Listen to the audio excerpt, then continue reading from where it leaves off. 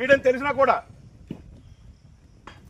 ఇప్పుడు మళ్ళీ మూడోసారి ఎలా ఒప్పుపడతారండి ఎవడైనా సరే.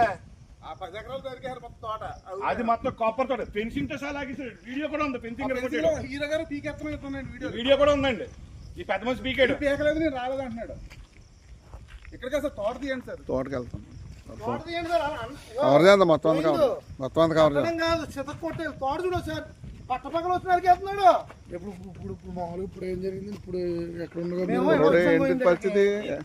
తోట అంతవరకు నరికారని చెప్పి చూతకి వెళ్తున్నాం.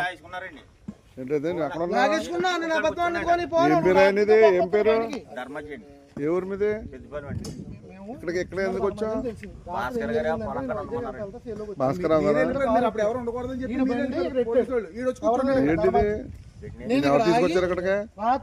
11:30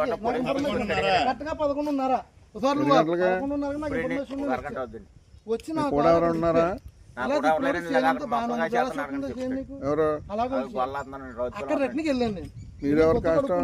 వదలలేదు మనకు డొక్కటికి కొడుకుని వస్తే 2 లైట్లు ఆన్లీ ఫెయిల్.